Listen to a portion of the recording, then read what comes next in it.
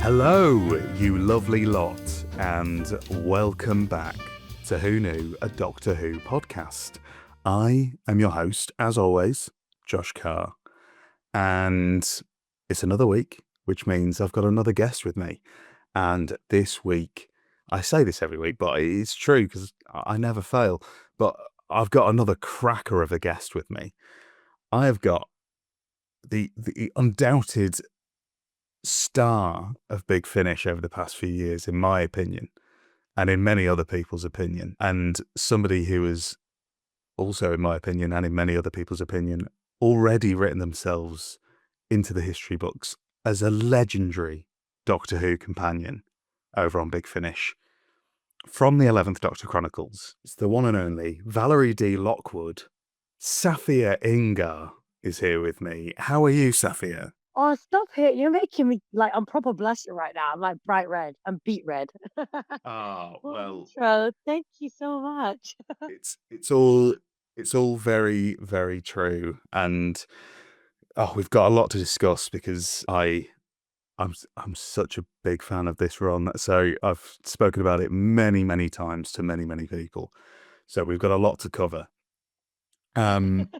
But what I always do is I start at the very start, and I'm very excited to hear for you, Safiyya, where did your Doctor Who journey begin? Were you a fan of the show growing up, or are you quite new to it? Yeah, no, I jumped in on Eccleston's run, but like the very end of Eccleston's run, because I kind of remember because he had that gritty doctor, right? He was a little bit scarier. And then being Northern was like he was like really like gruff and he's really Oh, aye. cool. And I was like, Yeah. yeah, I was like, right, he's kind of scary. And I just remember like one day just like turning on the TV and he was there. And I was like, oh, okay. And like my dad's Northern. So when he saw him, he was just like, oh, I'll leave this on. I know this actor. My dad would talk about him for a bit. And I was like, okay, good. This seems kind of cool. And I saw the TARDIS and I saw everything else. And I was like, oh, it's sci-fi. This is great. And then I think like 2 or 3 episodes later, so a few weeks later, he regenerated. Um, and next thing you know, David Tennant falls into our laps. And I think loads of kids from our age demographic knew exactly the feeling that I had when we just saw him bursting in with all the energy that he had. And everyone just went, Yeah. oh, oh, I like this one. I like this one a lot. I don't know what it is. It just makes sense to me. Um, and I became absolutely obsessed, enamored, in awe.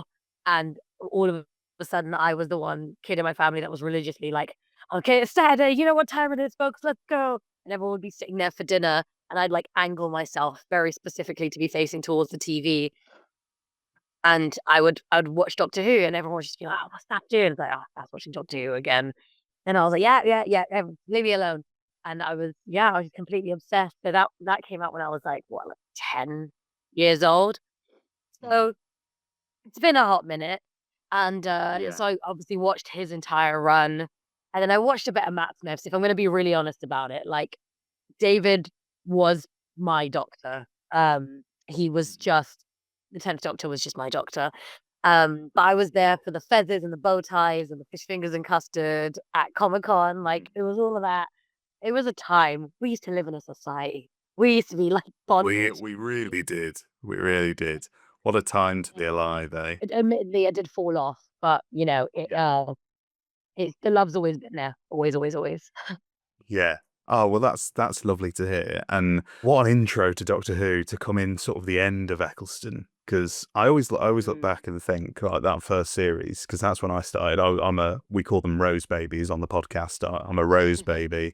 Um, so I started with the reboot, and you think like it's such a short amount of time that series. It's only Mm. 13 weeks that it's on telly, and that like for Eccleston to make that much of an impression.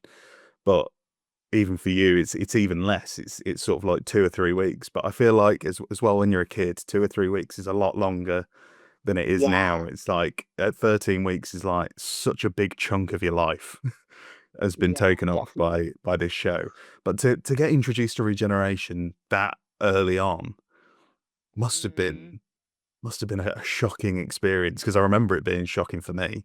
and because I had no idea Yeah. what regeneration was, so I was just like, where's where's the Northern man gone? Yo, Has he what gone? happened? He just already gone for good. Already gone for good, good. And then obviously, like I learned, like, oh yeah, it's like a very great plot device. So like they can just keep it going, and other people can keep playing the Doctor for like God knows how many years to come. Like that's flipping fantastic. I love that. And this was also back when there was the looming threat of like this is going to be the last regeneration because the Time Lords can only regenerate X amount of times, like Yes, cats, like very Cat for true. 9 lives. And so I remember the stakes were so much higher because it was like, oh my God, and this was obviously back when the Doctor was very gendered. It was like, oh my God, he's only got like a certain amount of time left. Like, what's gonna happen? And then obviously they did what they did best. Time and space, wibbly wobbly, tiny wimey stuff, and they just Yeah. hugged through. And I was like, oh, they've managed to work a way around it. Yeah, just we'll explain it later. Something happened, and we Yeah. fixed it.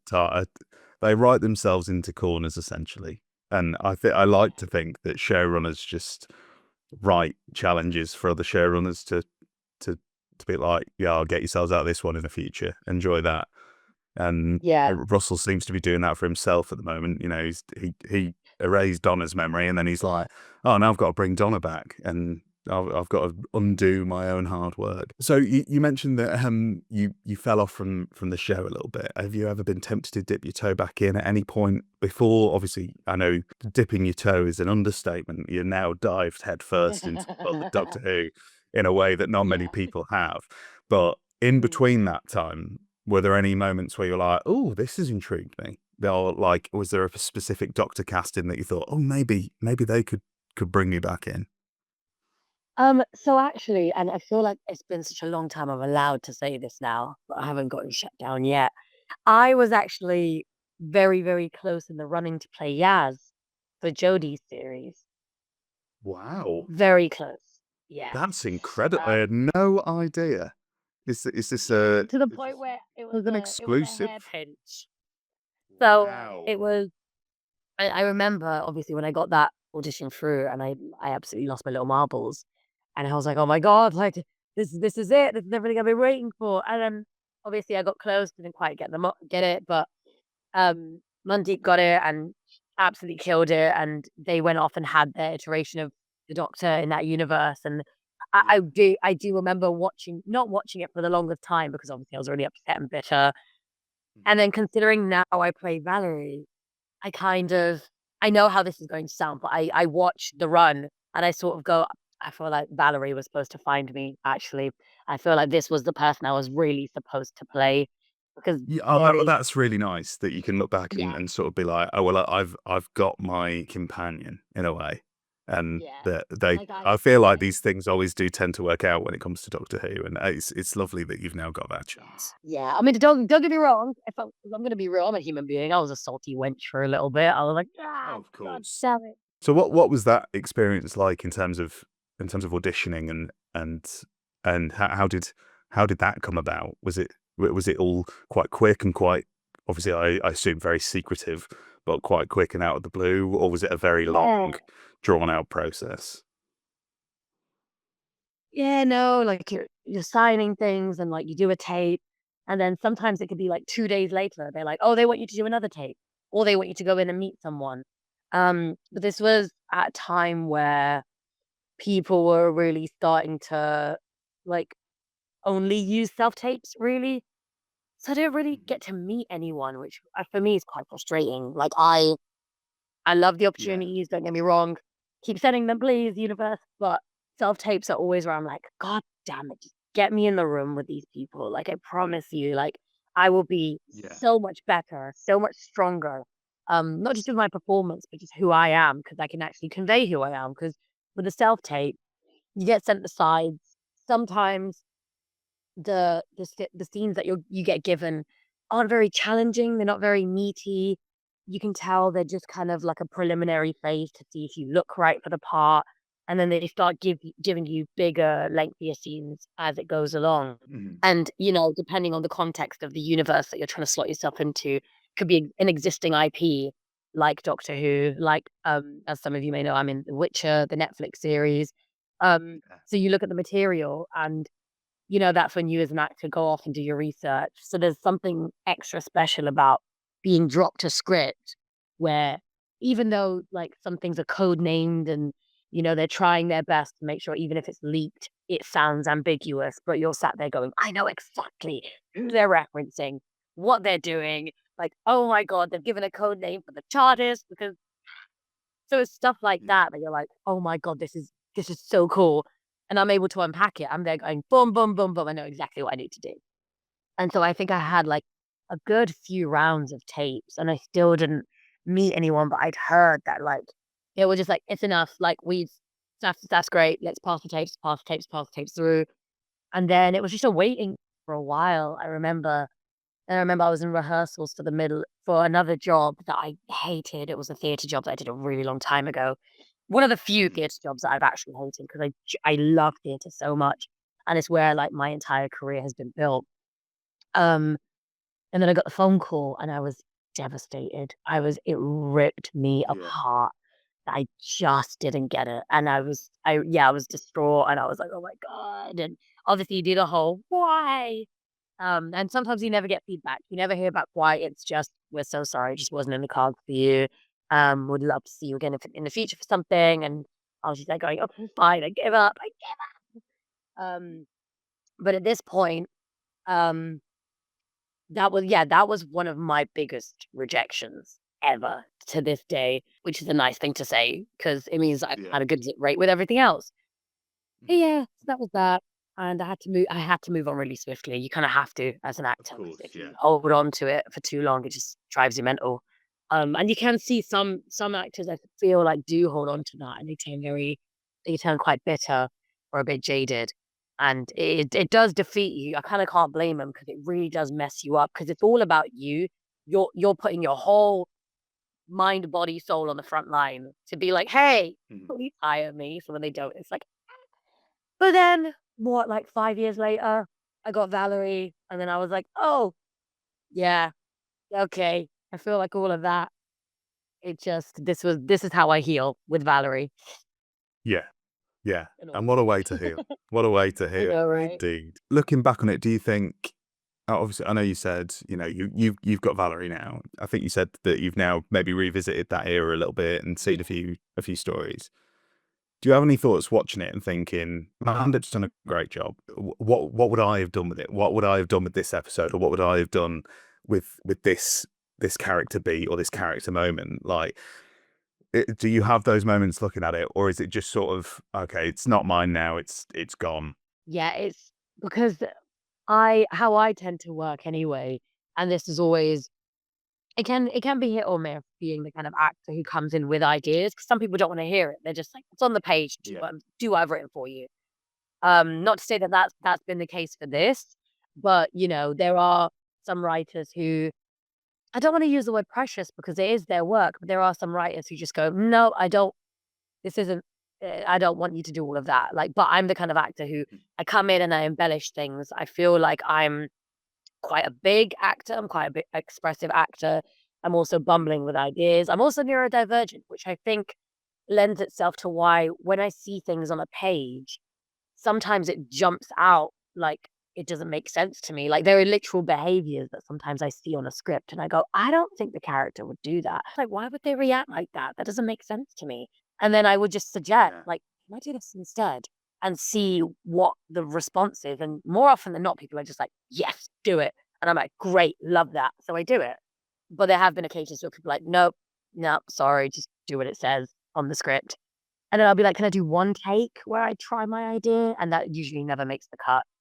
Well, sometimes it does, depending on the project. So yeah, I just sort of went, "That's not mine anymore." I just let it go.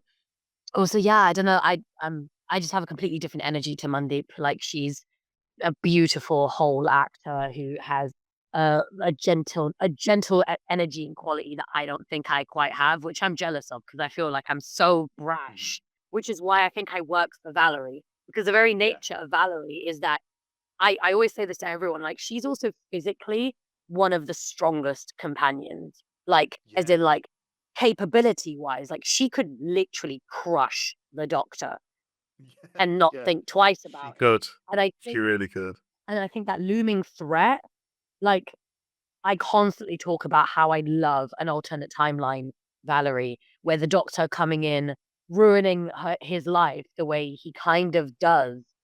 And if she had perceived it that way, what would be her MO in the future? Like she would, I think she'd make a cracked villain because she has every reason to. This guy comes in out of nowhere. All of a sudden, her family's dead. Everything she knows is gone. She sat in that husk of a house, like trying to sell all this crap she bought, trying to save her mum. Like, and then she's there going, the only common denominator in all this was that guy who just showed up and ruined my life. And so I feel like my energy, this boiling rage I constantly have inside me, just existing in this society. I feel like I can always lend it to Valarie. It's always there. It's always present. Whereas I feel like even the nature of Yaz's character being a cop, I don't, I don't roll with cops. Like Yeah. I'm Yeah. Yeah. even politically, I'm just like and obviously that's like years later, like well, politically Safiyya 5 years down the line, still very much where I used to be before, but I feel like it's a thing I have in me that I'm just like I just don't feel like I'm built for order. I'm built for chaos, which Yeah. is why villains feel the most relatable to me. Like I love the Sith. I love the Sith so much. Or any sort of rogue Jedi who breaks their moral code, because I don't think I was built to have a code, and I kind of love that. And that's what I give all my characters, really. Yeah. Well, it's a really interesting reading of like a companion in that it's sort of on a knife edge that you could go from companion to villain. And obviously, I don't think that's more true with anyone than Valarie. But I suppose there are aspects where you can think about it in the past in Doctor Who where it's like it's literally just a mindset thing where if you catch them on a different day and they go, this man or this woman has just crashed into my life and taken everything from me.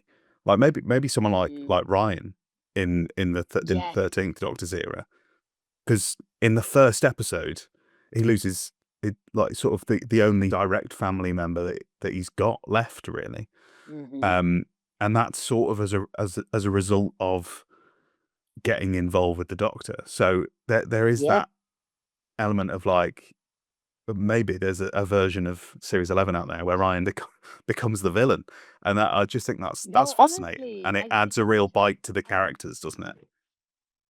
And I think the reason why obviously playing Valarie helps me understand where that pipeline would come from more. But I'm just like, she's literally an augmented physical threat to the Doctor's life. But I feel like she's slightly more tapped into like the technological side of his world. Like she's sometimes she's a step ahead of him. Like he's suggesting something. She's like, I'm already on it. I've already done it. Oh yeah, I have this chip in my head that allows me to do this, so I've already done it. And he's there going, "Oh, okay, interesting." She has him on the run sometimes, and I think there is that one bit where she starts getting a bit hazy, and she does threaten the Doctor, and I feel like and obviously the way Jake played it, it was incredible. But you can hear the fear in his voice. He's like, "Valarie, Valarie, calm down," and she's like throwing him across the room, physically attacking him. Like that's when you realize he's just a dude. Without his gadgets and gizmos, he's just a dude. And yeah, she could absolutely obliterate him if she wants to, and she has every reason to, because they put my character through the emotional ringer. What I love about Val is she always chooses humanity. She always chooses kindness and love because she knows what it's like to lose, and she doesn't want anyone to go through that feeling. She would rather die than subject anyone to how she felt when she lost her mum. And that's what I love about her so much. Yeah. Oh, that's lovely. I love all of those aspects of Valarie as well. I mean, so going back a little bit, if we obviously you had that experience with Doctor Who, you'd sort of moved on, and then as you said, a few years later, Big Finish comes along. So how did that come along, and then sort of at what point of the process of the creation of these 11th Doctor Chronicles did you come involved? So just so you know, I'd never actually digested anything from Big Finish before. I had a friend in drama school who was obsessed. He was obsessed with the old Doctor. He was obsessed with Big Finish, and he used to collect the CDs and stuff. And I remember like being in his room and looking at the sets and being like, "This is amazing!" And he was explaining all this stuff to me, and I was like, "Oh, these guys sound great. I love that for them." Anyway, they were just so not on my radar, and not in like a any sort of pretentious way. I just never got into that in that way. And then I had a friend of mine, Onati. They would be working with Big Finish every once in a while, and they'd tell me about it and how they were doing Doctor Who sets. And I can't remember what character they play. Unfortunately, it's not coming to my head.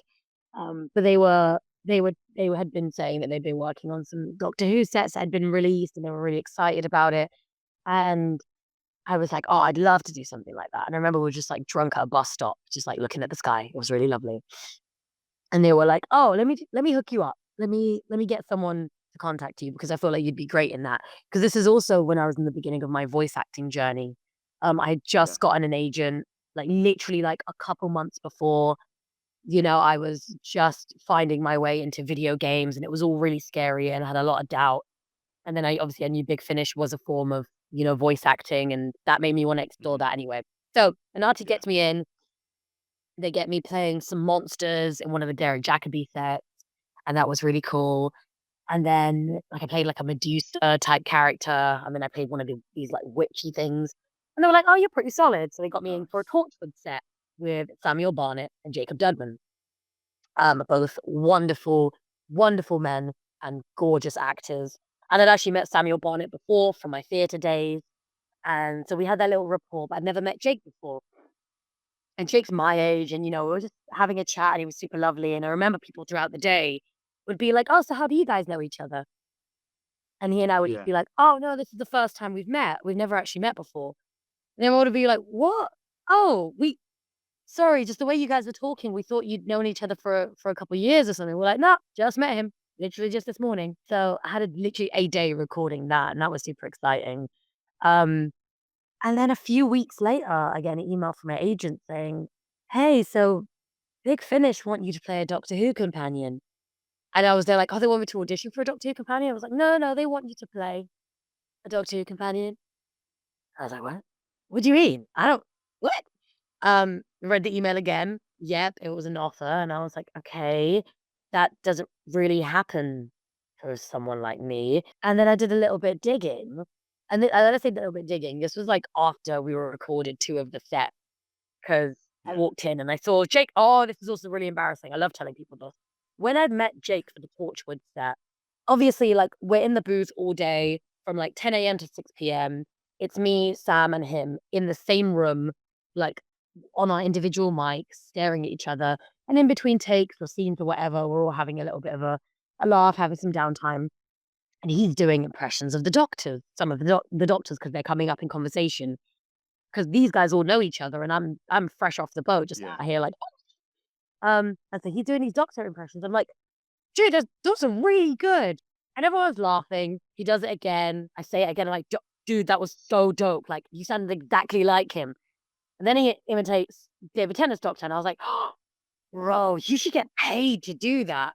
And at that point, I remember there was like a lull in the laughter. Like, it was just like a, um, anyway, I think we should keep going. And I was like, well, and in the back of my mind, I was there like, "Damn, this dude's really talented." So obviously I walk in for the first day of 11th Doctor Chronicles, and I see Jake there. I'm like, "Oh my God, hey darling, how are you?" And I was like, "What are you doing here?" He's like, "Oh, play the Doctor." And the way I wanted to shrivel up inside myself. Oh no. "What do you mean?" And I was like, Yeah. "No, God." And he was like, "Yeah, no, I play the 11th I was like, and I remember like I sat down on my phone and I had a quick Google, and I was like, "Oh my God, this is so Yeah. embarrassing." He's sort of synonymous with his Doctor Who impressions, especially at that point, isn't he? And it's Literally oh couldn't. Oh, and this is only like what 2 years ago, so it was even more embarrassing that like wasn't even like it was at the beginning of his career or nothing. Like I was like fully established playing the doctors, and I was there going, "You should get paid to do that." So I was just so embarrassed by that, but I was like, "Okay, cool." And then I did that actory thing that everyone does, where like I did my research, I figured out what part of the timeline that I loosely slotted into. Obviously, I'm always the kind of person who asks the questions that people will go, "Oh, there are no stupid questions," and then they hear me speak and they're like, "Whoa." So I asked the questions and I was like, "Okay, just so I'm 100% clear, this is where we are in the timeline. Okay, so like, where do I fit into this?" And what was nice is like because we'd fit into a ghost timeline, we could kind of do anything we wanted. The pressure wasn't as you know severe as it sometimes can be, where you have to like really fit into like the canon of things. Like as long as it ends this way, we're kind of good. And as long as the BBC have said yes, we're also good. Mhm. Um, Yeah. and then yeah, that's where I just dropped in and I was like, "Oh my God." Um, and then I was just got to travel around with the doctor and that was Yeah.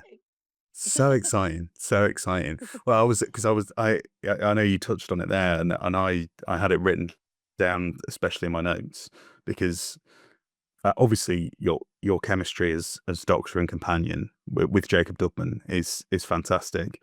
But even just when I've seen you two in interviews, I was watching an interview that you both did yesterday for the Big Finish YouTube channel, and I was just like, these guys just they just gel.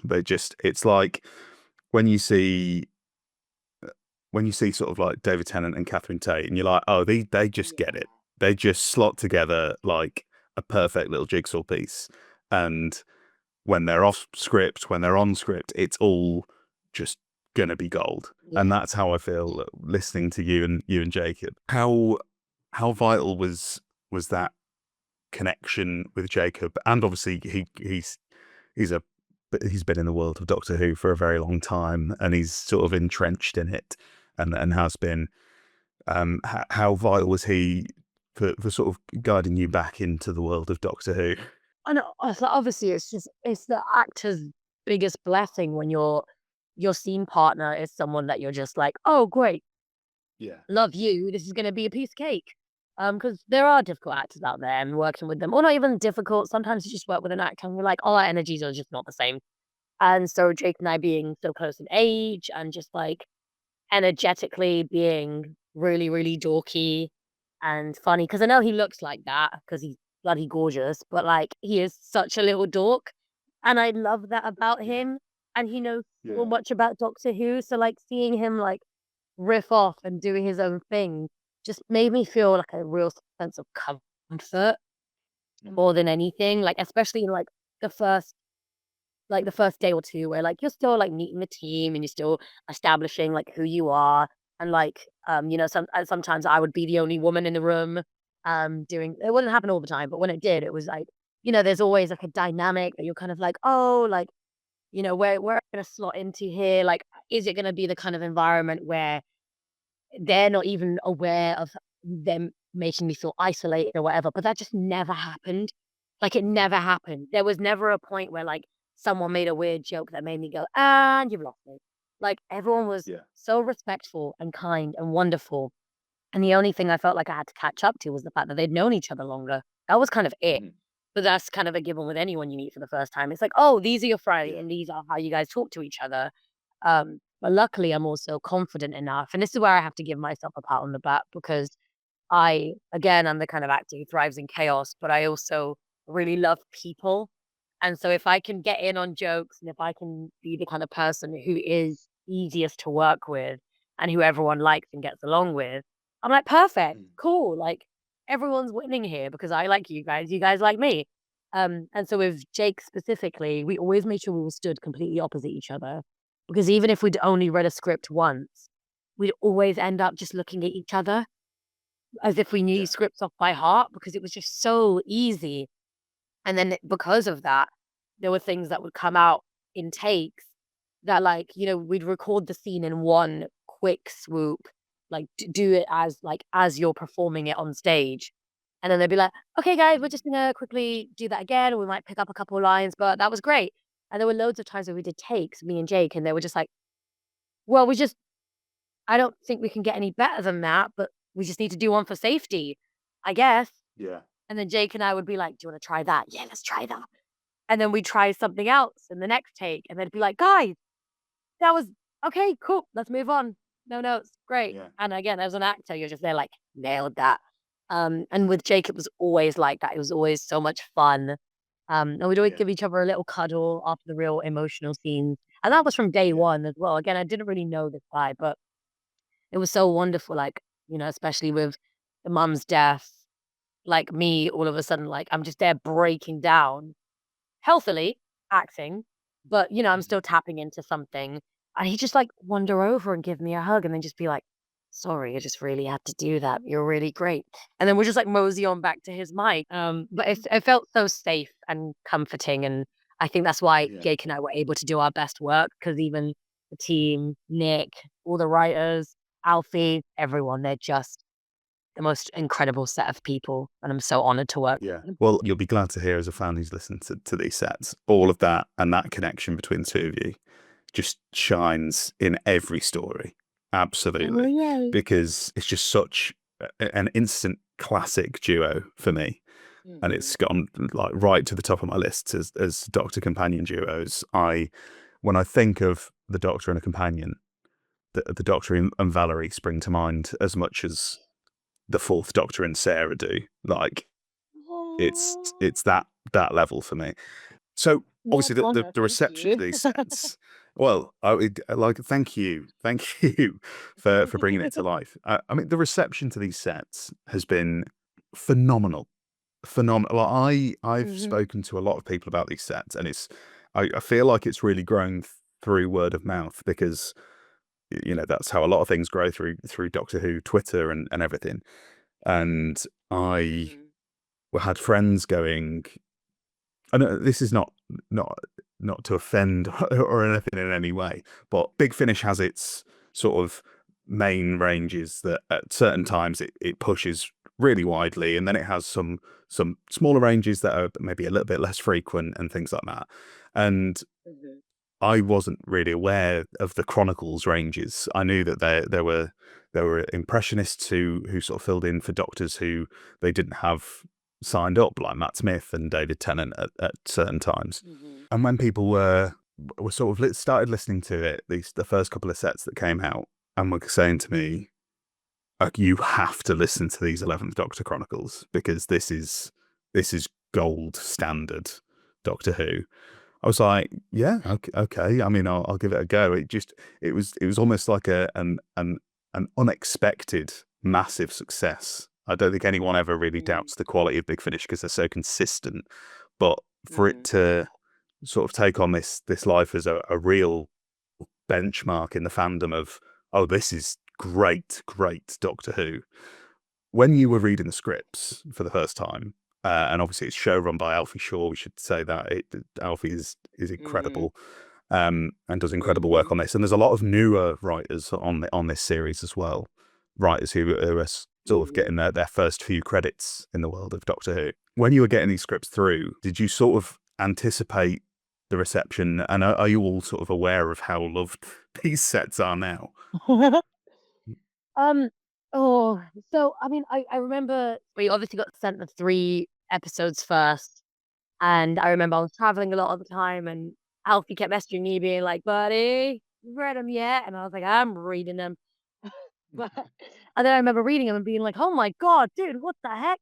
And they were like, it's every actor's dream to receive scripts like that, where you're looking at it and you're going, "I have so much to sink my teeth into, but Yeah, also this is just objectively good storytelling, and I yeah, understand it."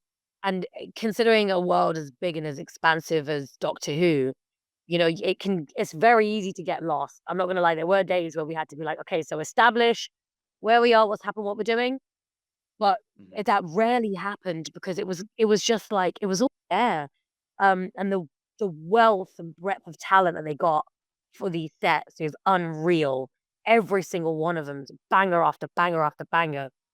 Um, mhm, well, I can't lie, especially with the first 3. I think I was in a very different mindset as a performer generally, because I was very much on the side of, okay, like the Doctor Who universe is very, very particular in certain aspects, and there are some people who um like want and hope very specific things from Doctor Who. There are some people on Really? it just for the ride. You don't say. Are you maybe indicating that the Doctor Who fandom can be quite nitpicky at times? I would. We No. refute those allegations.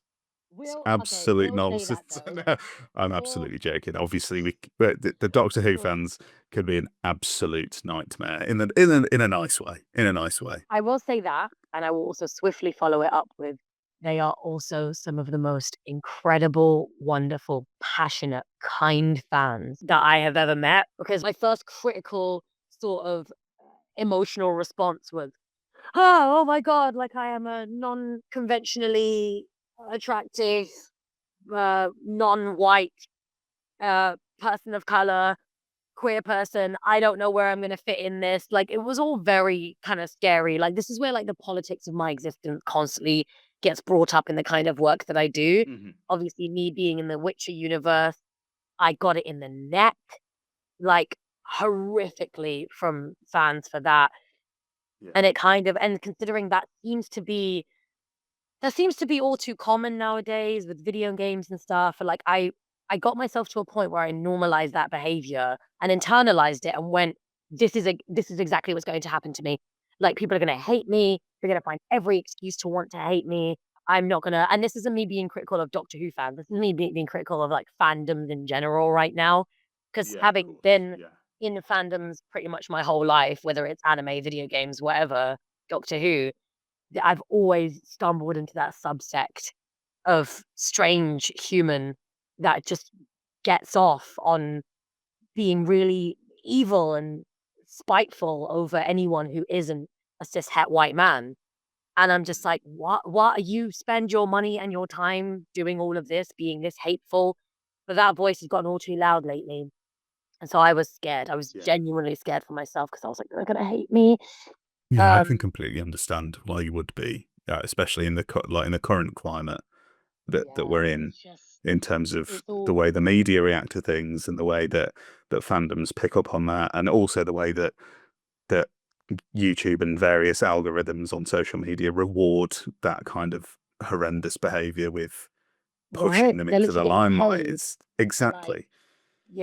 absolutely defecate on any bit of work that anyone does that doesn't include them, which is so Mhm. bizarre. Anyway, and so I was there going, yeah. And Alfie rang me and reassured me. He was like, Safi, they can like it's gonna be great, obviously, but like just keep yourself safe, do whatever you need to do. And I was like, okay, I'm ready. And then I started dipping my toes into like seeing what people were saying online because of The Witcher, I had to avoid a lot of that. So it was very Yeah. much like I'd poke my head behind the curtain and be like, "Okay, what's going on? What's people saying? Is everything okay?" And the people being like, "Hey, these sets are really good." And okay, I'm gonna hide again. And then I'm gonna take another look. And then people mentioning my name and being like, "This new companion, Valarie, I would ride to the death for her. Oh my God, I would go to war with Valarie Lockwood." And I was there like, "Okay." And then I hide again. And then I look again. But the intervals between me looking got shorter and shorter because I felt Yeah. like, "Oh, people like what we're doing, and this is really nice." And obviously, like, in a weird way, the meanest comments we got were just about like, "Oh, but this isn't Matt Smith." But what was nice was people being like, "No, no, but you can't even tell because Jacob Denman's great," Yeah. which he is. He's undoubtedly brilliant. And I've actually gone back to watch the TV series, and now when I watch Matt Smith, all I can think about is Jake. I think about my doctor. Honestly, from listening to them, I sit and I think, especially about Jacob's 11th Doctor, and I'm like, so many of my favorite 11th Doctor moments are from Jacob Dubman. So it's like, at Mhm. what point does Jacob Dubman become as much the 11th Doctor as Matt Smith is for me? And I think I'm at that Exactly. point. I think when I think of the 11th Doctor, I think of both of them.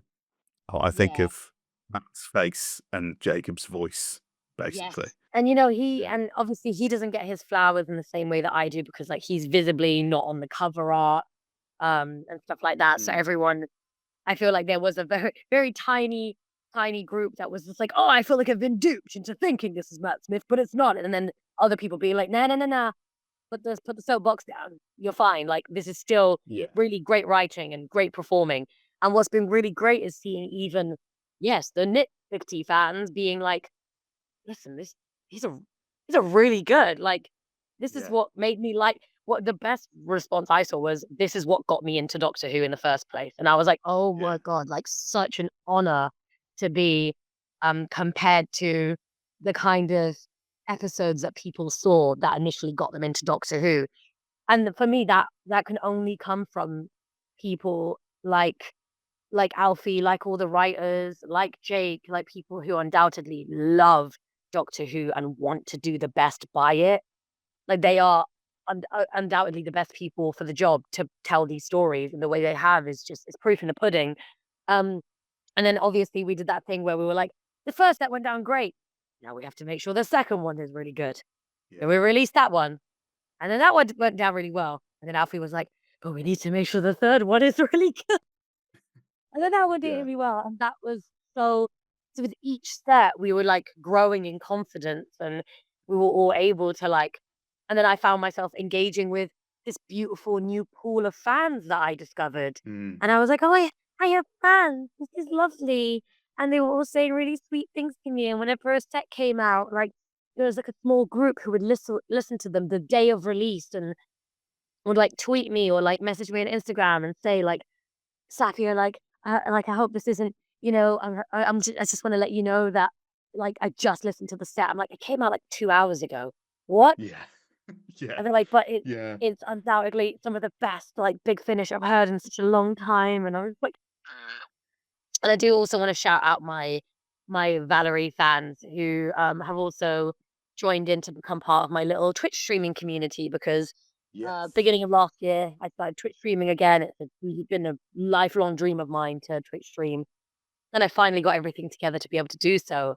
And yeah, a lot of my regulars, we also chill in our Discord server, Ramblers Reach, are my Valarie fans, and they are some of the most incredible, wonderful, lovely people. Um, Mhm. and they're just always so supportive of everything I do. And I've never encountered people like that who enjoy my work and who like me as a person as well. And it just becomes so oh, I'm trying not to cry, but it's just so beautiful and Yeah. rewarding. And yeah, that's who I do it for now. I do it for those wonderful folks. And then I went to Chicago TARDIS lately as well, because I'm starting Yes. to go across Yes, you the did. pond, Yeah.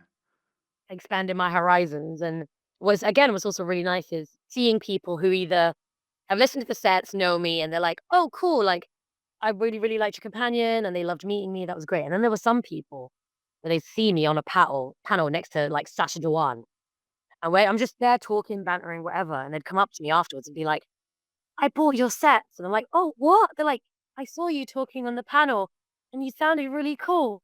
So I bought your set. Ah. So I really want to listen to them. And then they came back like 2 days later, same con 2 days later, then be like, I listened to your sets, by the way. And I'm like, what? What? Ah. What'd you do? What are you doing? And That's they're like, lovely. they were great. Like, I'm so excited, but I was only able to get 1 and 2. Like, I'm gonna buy 3 and 4. And I was like, wow. So seeing how I feel like because Valerie is so close to me, um, Yeah. I feel like it's so nice to see everything that I've poured my heart and soul into be reflected back at me through this Yeah. beautiful community. And yeah, so that's been a wild, wild ride. And I love whenever someone new stumbles into our vicinity. Um, someone like even happens in the Twitch streams. Like someone will wander in and be like, "Oh, I just stumbled across your channel. What's up?" And then someone in my little group will be like, "By the way, that's Valarie D Lockwood you're talking to." And I'm like, "Oh, Yeah. thanks, guys, this hyped me up." So it's really, really wonderful. It's been great. Oh, well, that's lovely to hear. And you touched on it very briefly then, about how much of Valerie comes from you. I was intrigued about that because obviously, as you said, these scripts are incredible. Um, Mm. and I wonder sort of when you came in, how much of the Valerie that we know now from here in this whole run was there at the beginning, and how much was sort of injected through you, and obviously learning about your acting style and obviously you're neurodivergent, so you view these characters in a different way, in the kind of ways that I would because I'm neurodivergent as well. So how much of Valerie was already on the page, and how much came from you, and have those lines sort of blurred a little bit along the way? Um, so Alfie created Valerie, And after some chats with him, he obviously admitted to, um, thinking about me when he was writing Valarie. But again, I think with my energy, people never really know what I'm going to do on any given day. So there'd be times where like I'd be like, I don't think Valarie would say that, and they'd be like, what do you mean? And they're like, I think Valarie would straight up try to punch him, and then I would be like, yeah, you're right. I didn't think of that. And I was like, yeah, she wouldn't stand there nattering about it. She would have charged in and someone would have stopped her. Then the conversation would happen. And then everyone was like, do it. Yeah. Um, so in terms of like the dialogue, I feel like that was always there. That her bite and her tenacity and her ferocity, and her vulnerability, that was all there. And it was so beautiful. Again, actor's dream to look at a script and go, oh, this is going to be a piece of cake. I know exactly what I need to do. Um, and then with the added flavor of them going, all right, Saf, let her rip. I get to go, hell yeah. Mm. Can't tell me that twice. Yeah. And it was, and like there are jokes that Jake and I make. You probably saw in one of the interviews that we did where like I respond to the doctor, like verbally. I have like, because it's nothing that I do. I make a lot of sounds. I don't really. It's only when other people point it out to me as a voice actor. Like I make more sounds than necessary. Like I'll go to pick things up and I'll be like, like I'll do Yeah, weird. I did. Like, I I'll do did quite watch quick. that bit of the interview where you're sort of talking about how you do a lot of and a lot of Yeah. humming sounds. It sort of fills the space and makes it so much more real. It makes it such a real conversation, and then again, it sort of goes back to how real your connection with Jacob is, and it just becomes a lot more fleshed out in a way. Yeah. And I tried to, I play. That's my big thing. I play, play, play. Again, that's where theatre really comes in clutch. I play a lot of characters who just play. And so I get given roles and then I just kind of drop my little bits in it. And then someone may bring it up. Someone would ask, like, "Oh, are you humming?" And I'm like, "Yeah, because I find it weird that he's calling my name and I'm not answering him." And I'm just like, "Hmm," and it just became a thing. Ellery, hmm? And it just is now a thing, and I love that. Um, but even like little growls and little like snarls that she has, um, the way she breathes, I try to make it like heavier and like gnarlier. I want her to be breathing and very present because I find and this I'm trying my best to not criticize other actors when I say things like this, but sometimes when I listen to voice acting, it sounds like the only thing people punch out is the words. And I'm like, but you cannot expect me to listen to this for an hour and to understand that that person stood there at all times, not doing or saying anything. I don't buy that. They're Yeah, completely committed agree. that they're in that space still. Um, and working opposite Jake the way that we did, like it always helps that. And the other actors always being in the room also helped that. But Yeah. I always made sure that that was there and she was just there like huffing and breathing. Um, and yeah, so I think that's really where I started to come through because that was Safi Yeah. going, it's like Valarie wouldn't stay still for this, or she wouldn't stay quiet, or she'd snarl. And I'd love that. And I love that they kept that all in. They didn't try tidy it out. They didn't clean it out. I think that's one thing that people do like about Valarie as well. Yeah. She's messy. She is messy. Yeah. And obviously, one of my favorite stories. I know you're probably going to ask me this, but this is a little. I'm running forward. I This is was also literally, I was about to say my next question is probably going to be a question that you get asked for the rest of your life, which is what are your favorite stories as Valarie and your favorite moments that you have? so. Story wise, the Cyberman story Yeah. because the gay conversion with Cybermen, come on. And him being the kind of writer who cares so much about what he's doing and what he's putting out there and about Doctor Who, he messaged me and asked me to sensitivity read it because he wanted it to be the best it possibly could. And there is no Yeah. doubt one of the best stories of our set. There's a reason he's won an award for it. He is Incredible. objectively Yeah. such an amazing writer, and now he's become a really dear friend of mine, and I absolutely adore him. And he has that trust with me where, and also like I say that I got on really well with Jake, but like Alfie Shaw was also the other person that I really, really built a strong connection to throughout the run, which also made me, and he was always present whenever we recorded the set. So if there was anything that I was doubtful about, I'd be like, "Evil Overlord," if he created me. And he'd be like, "Yes." And I'd be like, "Do you think Valarie would do this?" And he just went, "Yes." And I was like, "Thank you," because that's the only permission I needed. I was like, if Alfie Shaw gives me the red light, the green light, I'm good to go. Um, and so I have so much admiration for him, and because he just cares so much. So Yeah. because of that, the Cyberman story, but to act was Curiosity Shop because Oh, yeah. that was one of our most challenging episodes. You had Jake there, being the 11th, being other doctors. Yeah, that I was going to mention that because that is I remember praising the story for that at the time because I was like, this isn't Jacob Dudman does other doctors. It's Jacob Dudman does Matt Smith does the 11th Doctor doing other doctors. It's basically like a 4-layered impression, and it's incredible. Mhm.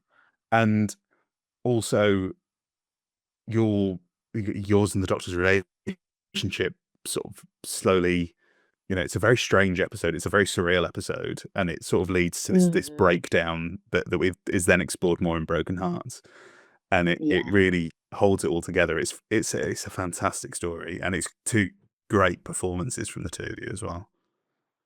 Yeah, and it was just that, like, for me, it's that bit where she's like ripped herself apart. She's dragging herself along the floor to like see the doctor, to see the TARDIS. She's like, and it's the bit where she just goes, "I give up. Tell the doctor I'm sorry. Tell the doctor."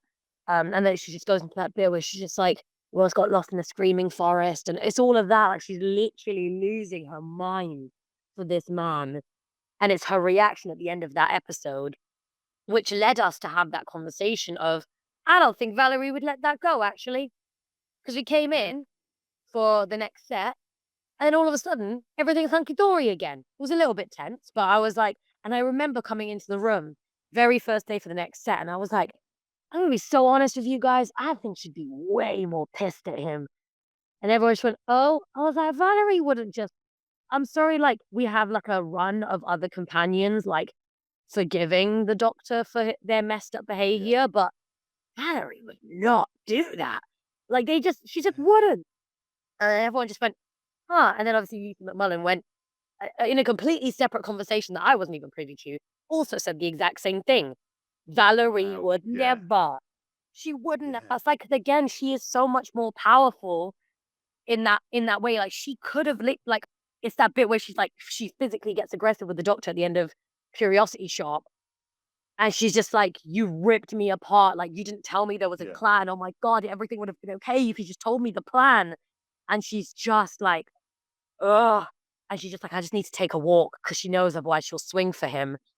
Like, she just yeah, wouldn't let that go. And then Lisa comes in with that absolute fire cracker yeah. of a story. That's so fascinating to know because it's like listening to the set, listening to them all in order.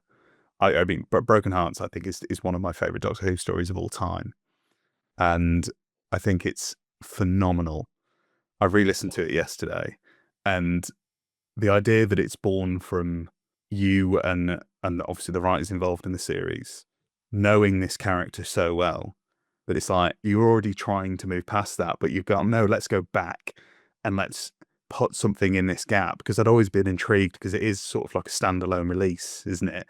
In the Yeah. middle of all of these multi-story sets, but it Mhm. really is like an anchor of the whole series. It sort of ties everything together for me, and it's Yeah. so vital, and it's so fascinating that it's not something that was like originally intended. It's sort of come at a later stage of the creative process. So that's Yeah. fascinating to me. And this is where, like, I genuinely do believe where these sets really excel, because again, every single person they brought onto these sets cares so much about the Hooniverse, and also like yeah, like even its problematic part from the past, where again, if we're sticking to like the old school gendered idea that we used to have of Doctor Who, which is always like it was a man, usually a white man, dropping out of the sky, ruining the lives of innocent women, and then the women just kind of went along with it because He's powerful and he says it's okay, and everyone thinks, okay, cool, this white man space alien says it's okay, so let's all follow what he says. And Lisa, being the kind of woman that she is, was like, no, no, no, Yeah. this isn't Doctor Who anymore. So if there's anything that we can do to help it, I'll be that person. And she stepped in there and she wrote that story because she was so passionate about like changing that dynamic that Doctor Who has been known to have. And it's like, no, actually, dude, what you did was not cool. It was not okay, and I'm not going to be okay with it. And to be really honest, I feel like Curiosity Shop is the catalyst for their ending, ultimately. Mhm. Because had the Doctor not have done that, I feel like Valarie, and this is again where I feel like that that apex, that that tipping point that we could have explored Valarie becoming a villain. She has Yeah. several points in her series where she could have become a villain, and that for sure is one of the biggest ones where she could have turned around and never had anything to do with the Doctor again. But she pushes Mm. through because she goes, no, no, no, because it's bigger than me. We're gonna go out there and we're gonna help people, right? Doctor, dot, dot, dot. Mm. And she almost doesn't even give him a chance to answer because she's like, if over my dead body, I don't care what you're doing, mate. I'm gonna go Yeah. out there and I'm gonna help people. And I think that Yeah. always, after Curiosity Shop and then by default now Broken Hearts, she has that chip in her shoulder where everything Absolutely. that the Doctor then does is always tarnished with the little flick of like, yeah, but you ripped me apart. You basically left me to die, and you did all this horrific stuff without telling me. You don't trust me. You don't think I'm strong enough to handle this. It's all of that. So when it comes to them going, you know what, Doc, I don't think I can do this anymore. Tread the circle. I'll see you later. You have a good one because I can't. I Mhm. just want to go be happy now. I've done it all. I lost my mum like 5 times now. Can't do it. You Yeah. go off and do your thing. But I genuinely feel like had she not have gone through all of that nonsense, maybe she could have stuck it out. And obviously, this is me thinking character exploration as opposed to the literal, we're finishing these sets because we have to, like big Yeah. finish politics stuff. And I think Yeah. that's a lovely. And if you'll give me a bit of time now but I just need to gush about how much I genuinely adore this series of audios because I've done it so many times. I I listen to them all in order, and it's just it's a beautiful contained story. It's like you said, you sort of you have an end point that you need to get to because this is sort of sandwiched in the middle of a series that's split in two. It's sort of a Mhm. series 7A part one, part Mhm. two kind of thing. Um, and it's so good that it's just self-contained, but it leaves you wanting more. You want more of the Doctor and Valarie. You want more of Valarie and Roanna. You want more of all of it. But it's sort of in a nice sort of dignified way. It's like, no, let's wrap this up. This is the story. It's this many episodes, and they are of all such incredible quality that it genuinely just it's not often that I've seen basically all there is to see in Doctor Who in a way. Like I've seen so much Doctor Who that Doctor Who really has to go wild to shock me, but there were moments where it was like I actually have to go and sit in a dark room for a little while after listening to this because it's just gobsmacked me so much. And it's everything. It's the scripts. It's the performances from you and Jacob and the other supporting actors. It's the music. It's like this. Mhm. It's almost like going back to the 90s, the wilderness years, where you had all of these fans who were, Doctor Who was in a it wasn't existing on TV, and you had all of these young fans coming together and creating their own versions, which has led to the revival of Doctor Who and everything with Russell T Davies and Paul Cornell. I look at you guys and all of the writers involved, the directors, the actors, and I go, that is the next generation for me. That is the new generation of Doctor Who that I want to see. I want to see these people involved in a Doctor Who project. I will be there. I will be seated, essentially. And I've gone into this in a lot of detail on friend of the show, Sam Davis, did a video a few months back, sort of like a midpoint of the best stories of the year. I mean, I was very flattered that one of my unreleased scripts that he's read for me had got on there, but it does not deserve to be talked about in the same level as this. And I was invited on to do a little segment talking about the last set, the Victory of the Doctor set. So I'll link that in the description because I go into a lot of detail there about how much I love this set. But I genuinely, to me, like series one, where we started this chat, series one of Doctor Who with Christopher Eccleston is like gold standard Doctor Who for me, and I would put this right alongside it. Genuinely, it is phenomenal. Oh my god, stop it! Phenomenal. So Thank you I so like much. I'm one of these people.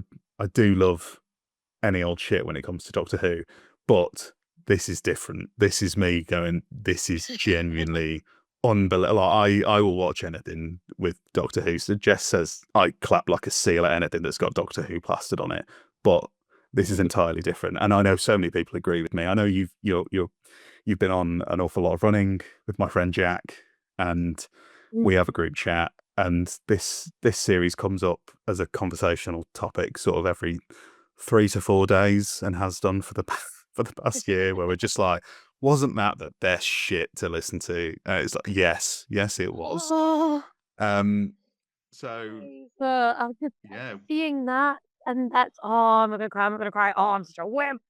But I being part of something so huge, like you said, and there are fans out there that do just like, okay, Doctor Who, let's eat it up.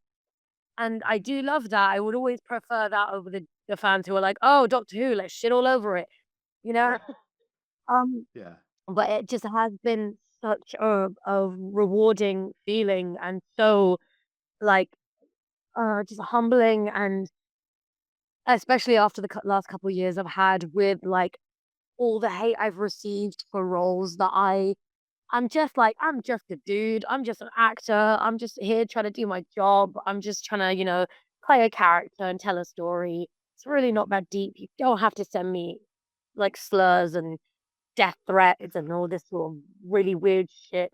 To go from that to seeing you guys and seeing all the love that you guys show, not just the sets, but me specifically, like it's just so it's wonderful. So thank you guys so much, and I appreciate you so much. And it would be remiss of me, just before we go for a break, not to ask this question. Do you, I mean, I know the set's wrapped up, and obviously that's sort of quite a final point, because then the Doctor goes off and lives Series 7B in the 50th anniversary, and then the rest of Doctor Who. And Valarie, spoilers, don't, Valarie goes off with Roanna. Do you see any kind of a future for Valarie Lockwood in Big Finish? I mean, I assume you would return, but maybe your answer's different.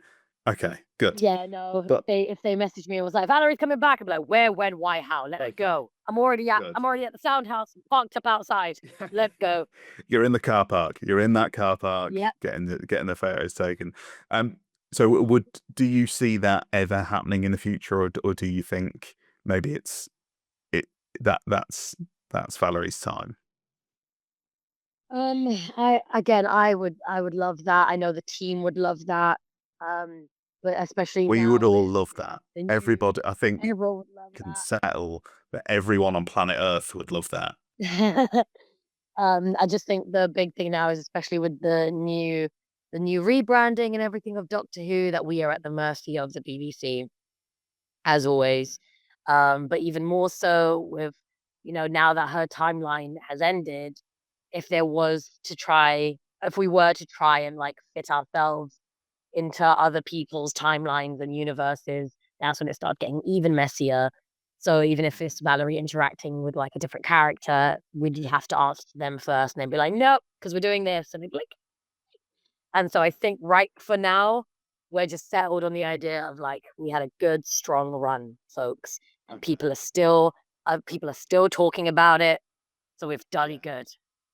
Pat on the back. Let's try scoop up the awards, get all the attention we can for it. Well, exactly. I mean, we must mention that the set, one of the sets has been nominated for an award this morning.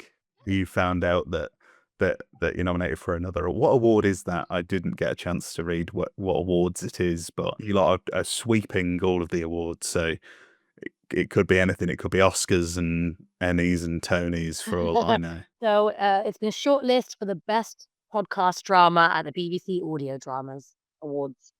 Ah, amazing. Amazing. Well, if that isn't proof enough that, bring Valarie back. A Valarie spin-off. Every Big Finish love a spin-off. They love They love a spin-off. And then we all want like volume 85 of the Valarie D Lockwood Chronicles. We all want that. So, and like you said about the team earlier, every single one of them cares so much. I think they've got it in the chamber. They are the next generation, and they are some of the best generation of Doctor Who writers I've ever seen, and a lot of people clearly have ever seen. And I feel like if they had access to more, the direction that Doctor Who could go right now would be unbelievable. But I feel like if you were to turn around to these writers right now and be like, "You've got a week. What's Valarie doing?" They'd have so many ideas in the chamber. Like, we'd be ready to go. yeah, absolutely beautiful. Well, we're going to take a little break. Okay. Very, very short break. But when we come back, of course, it's Who Knew. We always do. We've got some features to attend to. So we'll see you in a moment.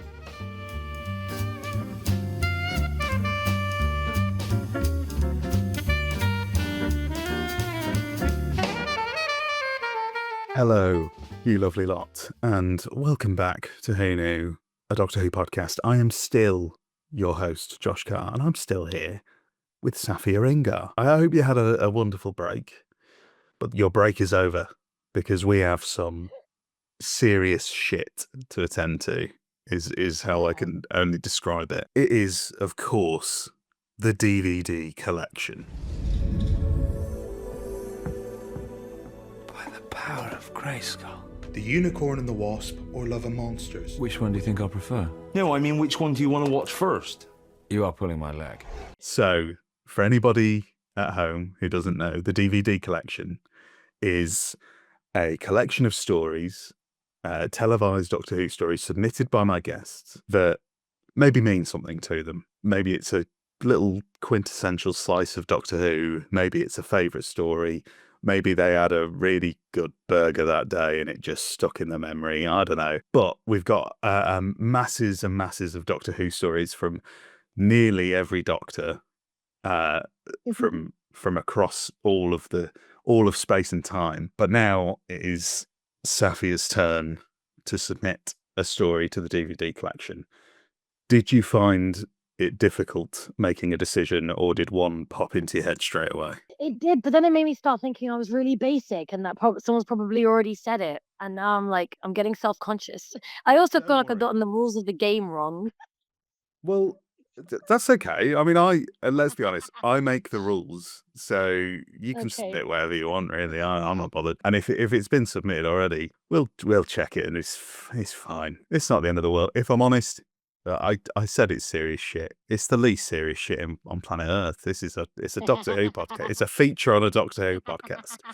I mean, there are people I know. Cal, who listens, does keep a spreadsheet, so it may mess up the spreadsheet, but you'll have to take that up with Cal. So what I'm intrigued now. If you think right? An episode, yeah. So if there's an episode of Doctor Who from TV from years gone by, and if you wanna clear it with me, I'll get the list up. And if you think it may have been chosen before, because you'd be surprised, you think that some of the classics must already be in there, but a lot of them aren't, because a lot of people that have come on have got incredibly strange taste. So you might be safe. You know what? Let's just go for it. No point. No time like the present. So mine was Blink for a very specific reason. I know it was very anticlimactic. I'm so sorry. No, it's But fine. basically, It is also already in, so I hate of to course it break your is. heart. No, it's okay. Funnily At enough, first I knew it. it's another Big Finish companion. Lauren Cornelius See. also put Blink in. Oh.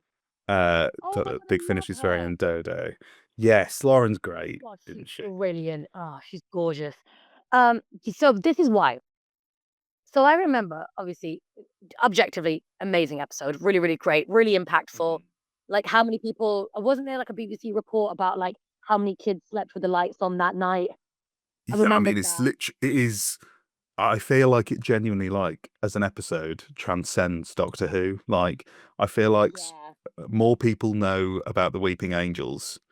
Like, I watch YouTube videos where, like, there's people who have probably never watched another episode of Doctor Who in their life who know what the Weeping Angels are. So they are Yeah. literally like like a benchmark in British TV culture, really, aren't they?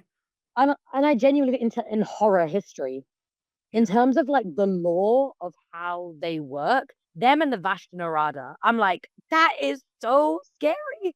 Like, so Yes. like unavoidably scary. There's like, and also the Silence in the Library, another incredible episode, just like, oh, mwah, juicy. But yeah, like, because I'm a massive horror fan, and one thing I love, one of the biggest impacts of horror is like things you can't see. Like you don't know what they are and you don't know what they're capable of. For me, like one of the scariest things is like if you see someone go into a room and you hear the door close and all you hear is screaming. You don't see what's happening on the other side. Terrifying. For me, it's the same concept with the Weeping Angels and the Vashta Narada. It was always like it cut away, it got back, something bad has happened, and then you see the skeleton in the suit, and all you know is like that's what? Mm-mm. Heebie skeebies. My heebies were fully heebied. They were so GB'd. I was watching, I was 11 years old going, what happened? Yeah, no, I mean they really are the best, and I think even though sort of a different concept, like that sort of horror is something that because I got a chance to submit an episode myself a few weeks back when we did the big comeback episode, and I put Wobbly Yonder in because I was like, oh, this is like nice. old school, like RTD era horror, like Yeah. personified. It really just brought back that nostalgia of like Blink and Silence in the Library and that Moffat-y Russell combination. I mean, fantastic picks. Blink is of course already in there. Well, we'll accept Blink as your what you really would have wanted to put in there. But if you want, we can whack a Silence in the Library in there because that's not in. Let's do it. Let's do it. That is open. So you could. As I'm essentially giving you two picks, but one is, it can be a combined Lauren Cornelius and Safiyya Ingar pick of Blink. And then I'll give you a Silence in the Library, Forest of the Dead. There you go. You can have that in. One of the things that I loved about Blink was I basically managed to convince my parents that I was talking to the doctor. Because there was something about the concept of like the video that she watches and how it's being timed. Like she's answering him because of the script.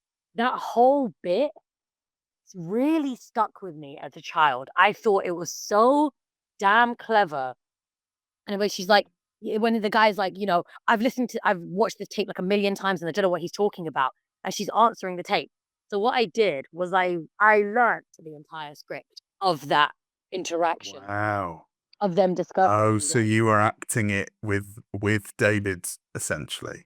Yeah. And so what I did was I managed to put it up on my TV screen and I waited until my parents like walked into the room and I hit play at a point where it looked like I was mid conversation with the doctor. And then obviously I knew my parents would react, but I was staying on script and I was answering the doctor. And that doctor was answering me. And my parents were freaking out because they were like, how's he responding to you? And then it's like, again, like I changed a bit of the script as well. I remember because I knew there'd be a point where obviously there was supposed to be like a third person when he's like, when they're talking about like the t-shirt, where he's like, I'm going to put that on a t-shirt. That whole bit, I changed that whole section to make it a little bit more clever because I knew that would be the point the parents sleep the most. Trust me, this was so specialist. And I've only told a handful of people that I did this, but I fully convinced my parents that I was talking to the doctor. And they were like, and even my mum was like, isn't that the guy that Safiyya watches on the TV? And I was just there like, yeah, but he's a friend. And it was like, what do you mean he's a friend? And then like this guy's answering, like the doctor's answering me, and he's just like, oh my god. But this the thing, like because he like obviously was like, he's the doctor on this tape, and then Martha pops her head in at one point. Like I feel like that suspension of belief was enough for them to be like, no, but this is like the character that Safiyya's talking to, and I'm like, I know, like she's talking to me, and like I was saying, oh no, it's the doctor, Daddy, like he's talking to me, and it was like, what? How's he talking to you? And I was just like, I don't know, it's something like this. And then like that's when the line would come in and my parents would be like, oh my god. I hope you never told them. I hope Oh, I did. 'Cause they still sit and wonder. that's one thing I had to account for, that at some point when he'd like go off about like, don't even blink and you're dead. They are fast, faster than you can believe. And then obviously that whole thing ran a bit dry because my parents were like, oh, wait. And then that's when I paused it and it was like a YouTube video and I was just like, I Yes. fooled you. Oh, I fooled that's you all. very clever though. Very, very clever. I wanna try this now. I wanna try and learn it Oh, I got my and see tip. if I can see if I can see if I can convince anybody. Ah, that's wonderful. But obviously we'll whack a Sonnet in the library in there because that's a banger as well, isn't it? So what It is. It absolutely is. have you got any specific standout moments from that two-parter that you think, oh, that is good shit. That is a good bit of Doctor Who. Oh, I'm not gonna lie, like one thing that I loved about like old Doctor Who is that they made the most, and this is just sci-fi in general, it made the most Mhm. basic sounding human things scary. Yeah. And for me, it was like, the flecks of dust that you see in sunlight. To this day, Yeah. I cannot look at a beam of light through a window and look at the dust floating through it without thinking of the Vashnarada. Like, I can't sit there and go, that is just dust floating around in the air. Everyone around me is like, oh, skin particles. I'm like, no, that's the Vashnarada. Do you know what I mean? Like, it just Yeah. made it so real. And I love Yeah, it. and I Oh, always but remember yeah. because it's like obviously if you stand in a certain light, like if you've got multiple light sources on you, it looks like you've got two shadows. So I remember as a kid, like if that ever happened to me and I was like, oh Jesus Christ, it's over, it's done. Yep. I'm gonna Yep. be saying, hey, who turned out the lights any moment now?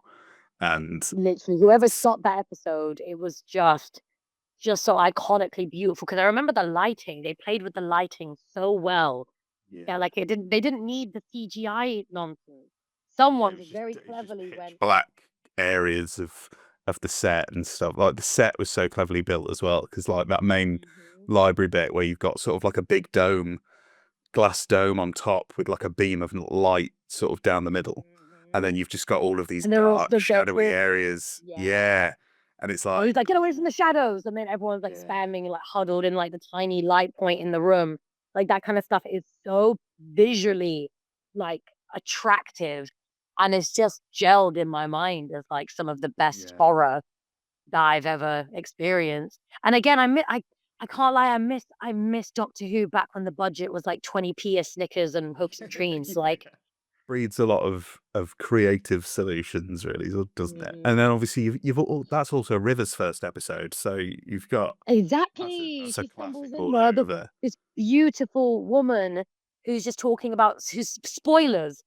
The way that the word spoilers single-handedly became like the Doctor Who buzzword for fucking years. Because it'd be like, oh, like that, and that's when it really established that idea that even the Doctor doesn't understand how much of an impact they have on the universe because they don't know everything in their form as they are there and then.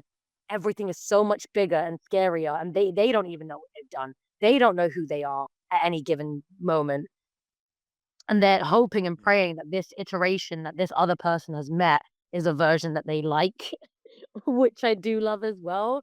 Like, oh, Yeah. you meet that version of me? Oh, yeah, didn't really like where I was at with that, but but the fact that she didn't give anything away and she had that book and it was, oh god. Yeah, and then it all just spirals when you get into the Smith era, and it all spirals. Mhm. Oh, and it's just like, oh, this is actually going somewhere. It's Yeah. it's phenomenal. I think River would love Valerie. I don't know about I you think she personally. would. I think Yeah. River would love that Valarie just gives him shit all the time and calls him out on his shit. Yeah. River and Valarie would be a great little duo. I'm sure they'd get on like a house on fire. Absolutely. And There you go. There's an idea already. Bam. there you go. Your spin off. There you go. Well, I first for the DVD collection that we've had. I mean, we're at this point now where there's so many stories. It's actually very hard to keep up with what's already in, and I'm struggling. And I wonder whether we need a reset and just someone said, "Oh, do like what Taylor Swift does for the surprise songs and just wipe it every year." It's like, no, I can't. This is sacred to me. But a very strong honorary mention for Blink, of course, and we'll chuck Sonnets in the Library in there because I love that one as well. It's a banger. It's a cracker. Speaking of David Tennant, and speaking of dark, horrible, shadowy places, we're going to head on over to Twitter. And David Tennant is going to lead us in with his dulcet tones from Broadchurch to bloody Twitter. For God's sake! Bloody Twitter! Okay, so this is the segment of the show where you, of course, get to send in your questions for my lovely guests. And we've had a stack of them. So we'll try and speed through a few of these as quickly as we can. The aforementioned spreadsheet loving Cal at Not Plainly on Twitter, dear friend of the show, has said, becoming a companion is obviously every fan's dream, but when you were given the role, what were you specifically looking to do with Valarie? And do you feel those goals were achieved? So I think we've covered a lot of this already, but was there anything that when you got Valarie that you thought, I would love to do this and I would love to get this across with the character? And do you think you've achieved that? I think I just wanted her to sound rough and real, and I wanted her to sound like me. When they gave me that permission, because obviously I came into the booth and I was like, "Oh, do you want her to be RP?" And they were like, "No, we're going to use your own accent." I was like, "Oh, great! You're gonna regret that." And then I realized like how little characters there are out there with my kind of accent, and because I speak in an accent called MLE, which is like a variation of Cockney, but it was mainly a cultural sort of manifestation of kids that grew up in East London who grew up from multicultural families and multicultural backgrounds and the melting pot that used to be Hackney. And so giving her that accent and that readiness and that realness of being an East Londoner, I feel like I was like, okay, I got that through. I got her through as a formidable, force with the Doctor, and that every choice that she makes is a deliberate choice because she knows that if she wants to walk away at any time, she can, and she is choosing to be there. And I feel like people can see that, and I feel like everything that I wanted to do with the character, I did, and I feel like I did it well. I feel like it's some of my best work. So yeah. Yeah, no, that's great, and you are 100% correct. And what you said about like sort of Valarie sounding like you, and obviously being able to use your own accent, that's one thing. Sam, who obviously I mentioned earlier, and we've chatted a lot about this series. One thing Sam pointed out was like, oh, it's so refreshing to have a companion and just a character in something that just talks like the people I know, like the people that I would know of my generation. And I think that also just comes with sort of the creative team that you've built being sort of on the younger side and all of sort of a similar generation as well, that it just that my generation's voice very much shines out through the stories and through Valarie. So that's great. Next question from BM at Benjami 2371069. I hate it when you have a load of numbers after you're on Twitter. My question for Safiyya: are you open to star in a televised episode of Doctor Who with Ncuti Gatwa? I've been saying this since Ncuti was announced.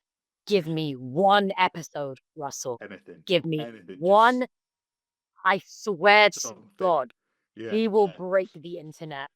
Because my dynamic with Ncuti, like I haven't even met him before, but I know we would get along like a house on fire. We would create absolute magic. I don't care. I just know we would. And and there's so many interesting ways to reintroduce Valarie And I feel like bringing her back in with a dynamicism and an edge and a resentment of the Doctor would like bring something new to the table. Like she would come in there and she wouldn't be very trusting of the Doctor, but she can see he's like, he looks different, he sounds different, he obviously means well in a different way. And she's now exploring this whole other side of the Doctor that she never thought was capable of existing because she's never met any iterations of him to now. But it could just be so exciting. Absolutely, yeah. So we'd all love to see that. We'd all love to see that. Mima Blue at Mima Blue on Twitter. What was the original plan for the mysterious phone calls? I believe Alfie Shaw mentioned it had changed really late in development, and I've always wondered what the original twist was. This fascinated me because I didn't know that there was an original plan, so to speak. Are you able to reveal any details about that? I would, but I'm not the writer. As in, I don't remember what you said to me because that was quite a while ago. And I do remember that there were, because obviously these scripts are written like sometimes years in advance of recording, and in that time it could like overnight be like, no, you got to change this. Sorry, guys. And I do just remember literally within like a week of reading one draft, Alfie messaged me and went, oh, by the way, this draft's going to change because we have to change the ending because of XYZ reasons, aka the BBC said no. So I was like, okay, cool. Right. So what are we doing? I mean, maybe we can pin down Alfie Shaw and get him to confess one day. I think he has on another podcast, which we might have to dig up. I'll give him an ask. But yeah, honestly, this is where my little pea brain only retained the information that I need. But it was like a whole other thing to do with, I think, the Daleks and someone in the key theories, but it just couldn't happen. And they had to change it. It was me. Like, it was a whole thing. I'm so sorry that can't be clear about. No. I mean, maybe one day in the future, I also had to do that. I'll have Alfie Shaw here to wink, wink, nudge, nudge. Alfie, if you're listening, if you want to come on, very much welcome. And also I did that annoying actor thing where like I only retained the information that I was like, okay, so what am I doing today? Who's relevant? What am I doing? And It's a lot of information. I mean, you're also a character who spans various timelines. Like you play essentially multiple different reality versions of Valarie. So I can imagine it got complicated at times and got a bit hard to keep up with. Yeah. The next question is from Jack, the aforementioned An Awful Jack from An Awful Lot of Running podcasts. I know you've been on their lovely podcast, a dear friend of the show. Absolute sweetheart. Yes, Jack has said, the best guest. All the love in the world to Saf, my favourite Doctor Who companion, and one of my favourite guests on An Awful Lot of Running. Can you stop plugging your podcast on mine, Jack? Anyway, Safiyya. Here we go. I did have to remind everyone that I'm in a group chat with that this is a Doctor Who podcast, not an anime podcast and not a One Piece podcast, but they have pushed us in that direction. Josh, he said, Safiyya, Josh is a novice in the anime department, which is an understatement, I can assure you. What 3 series are you prescribing that I should watch to get me hooked on anime? To preface, my experiences with anime extend to Pokemon as a kid, and I watched the first half of the first episode of One Piece and then thought, no, I cannot start another TV show that has 1,000 episodes. Just focus on Doctor Who for now, Josh, and then maybe another time in the future. And that was basically through bullying by Jack, who was just like, watch One Piece, watch One Piece, watch One Piece. I know you're a big fan of One Piece. I have been reliably informed. So yeah, what 3 shows or films, anything, would you give me as like a beginner's guide to anime? I'm gonna go off the cuff and say not One Piece because it is so looming and overwhelming and huge. Unless you are committed to getting through it, you won't. You just won't. And it just leads to you just like kind of resigning to the idea that anime isn't really for you anyway. I found that it's quite scary. No. It's sort of like, look, reading books about rocket science when you're revising for your SATs is what it's just Walk before you run. Yeah. So I'd say my 3 would be Full Metal Alchemist Brotherhood, because it's not very long. It's finished now. It's been out for years. If you wanted to go into the expansive stuff, you could watch the original that came out in 2001. You could read the manga, which is also finished. There's a lot of really cute side novels, but apart from that, it's like, I want to say, like, if not even 100 episodes long, I don't even think it's that. I think it's like 60 episodes. I could be so wrong about this, but it's not long at all. Slightly more Objectively- manageable than like 10,000 episodes. That's good. Objectively, some of the best storytelling I've ever seen. They managed to find the balance, because one of the biggest criticisms the original Full Metal Alchemist got was the fact that it just had too much. They tried to beef up the story too much, and they dragged out things too much and put things that weren't originally in the manga, and then it deviated from the manga in the end. Whereas this one apparently is a lot more concise and clear, sticks to the manga a lot more. They cut out a lot of unnecessary flub. And I think it's brilliant. I think it's absolutely amazing. Wonderful storytelling. It has magic in there. It's about like these 2 brothers, and they're just trying to get their bodies back, and it's really, really sad. And I think it's a beautiful balance of like tragedy and action, but also comedy. I think it's wonderful. Full Metal Alchemist Brotherhood, assassination classroom. Clue's kind of in the name. Alien comes down to Earth, goes to this classroom of delinquents, and says, "You have a year to figure out how to kill me. I'll be your That teacher." sounds fucking cool as fuck. I'm not gonna lie. That sounds I'm gonna really be your cool. teacher for the rest of the year. And he's like this yellow blob alien. And they're like, "But you have to figure out how to kill me. And if you do figure out how to kill me, the Japanese government has to give you a certain amount of money." And these kids have to kill this Nuts. alien. But I love it. I love the sound of that. That sounds like a bit of me. I'm not gonna lie. It's brilliant. You may have won me round. The writing's stunning. You care about these kids and this alien so much. It's really fun, and it's also again finished. It came out years ago. Objectively, some of the best storytelling I've ever seen in anime, and yeah, it's wonderful. And again, Okay. all the emotions, all the feels. And then the last one would be Villain Saga. Vikings follows this kid called Thorfinn and his quest for revenge, essentially. Funnily enough, should I go into that? No, watch it for yourself. But it's basically the conversation we've had about how it's like, we didn't really go into it in these terms, but how everyone has the capability inside them to be not even evil, like react a specific way to something that's happened to them, and how that can make or Yeah. break who they are for the rest of their lives. And that is what Vinland Saga is basically about. But it's a lot more like real. There's not as much fantasy in it. It's really, really great. And it's very violent, very brutal. But it's fantastic. And I think it's on Amazon Prime, actually. So yeah. Wonderful. Well, Or Netflix. Jack, One of those, anyway. take note. This is how you get me in. Don't try and shovel One Piece down my throat. Get me in with stuff Yeah, like nah. this. Get me in with school kids, alien assassins and Vikings. That's what I want to see. Okay. Now let's move on from that, because we're here to talk about the British One Piece, which is definitely Doctor Who. The next question, a classic question. A classic staple question in the realm of questions. I don't know.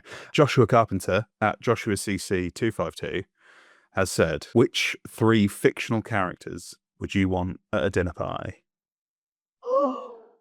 I love a dinner party game. Love a dinner party game. It's a great question. It's a great one to suss out a person. You know if you're going to like someone based on their answers. So no pressure. Again, rather unpredictably, I would not bring any of the One Piece cast to a dinner table, because they would eat me out of house and home. None of us would get the food equally, and I'd just get really annoyed at them. It'd be like Luffy and Zoro drinking me and eating me out of house and home. And then I'd be like, "Bro, stop it. No one else is eating yet." And then everyone would just be arguing. Bit too much headache for me. I think, okay, this is a bit of a cop out, I think. But like David Tennant's Doctor, obviously. Wonderful. Yeah. Because I just think he'd be really, really chill. Oh, hang on. We're going to have to narrow this down, because you can't just say David Tennant's Doctor anymore, as I've learned recently. Now we've got 2. So 10? We're going 10. You want the angst. Yeah, I love the eggs and the energy. Alphonse Elric from Full Metal Alchemist. When you meet him, you'll know why. He's just the sweetest little bub. And then I think Zafira from one of my favorite no, Artie from one of my favorite writers, new series, Tempest of Tea. Her name's Artie Casimir. She runs a tea house by day, blood house by night, and she lives in a fictional Whitechapel. And she's just really, really cool. And I really love her to be there. Okay, that sounds very cool. Nice party. Nice. I would love to be there. That sounds great. And Josh has snuck in an extra sneaky question. What's your favourite film of 2024? Robot Dreams. Robot Dreams. Yeah. Ooh. It's a Don't know if I've Spanish heard of it. film, animation, no dialogue. There's like, verbal sounds and stuff, but like there's Yeah. no actual dialogue. And it's about a robot and a dog, and the dog buys a robot for companionship because he doesn't have any friends, and he becomes friends with this robot. And then really lovely story unfolds. Oh, I Really think I quite have sad, heard of this. beautiful. Yeah, it's I Spanish. think I have. Yeah, this sounds good. I'm getting all the recommendations from you today, but this is great. I'm gonna whack that on my list and give that a go as well. Wonderful. Now, next question is from CRPal4 on Twitter. If Valarie couldn't travel with 11, which other Doctor do you think she would gel with the best? Oh. So that's a tough question because you could argue that maybe Valarie doesn't gel with 11 the best because there's a lot of conflict there. A lot of conflict. Yeah, I think what saves their dynamic is genuinely my relationship with Jake. Yeah, Like we absolutely. we have that closeness as it is, and it feels like it hurts her when she doesn't get along with the Doctor. I don't think and that's why she stays with him. She's like, okay, I'm gonna stick it out. I'm gonna stick it out. And that's why she decides not to. I don't know. I feel I like feel like Valarie would kill the 10th Doctor because I feel like she would kill him. I feel like I'm leaning more he would love towards Valarie with, yeah. I think Shooty's Doctor. Yeah, it's for quite chill vibes. But I also think, I Yeah. mean, I'm a little bit of a Ninth Doctor, maybe Eccleston. I could see. I think about a lot of them. Yeah, that's the thing. I think of a lot of pairings, and I think, yeah, no, if that Doctor did that, Valarie would probably try to strangle them, and that's well within our right too. I think in a lot of cases. Yeah, And I guess it'll be about like she what would. kind of dynamic they'd have, because in terms of like being a companion, I feel like there's loads of the Doctors where like if she dropped into their universe, I would more prefer for them to be like a removed friend.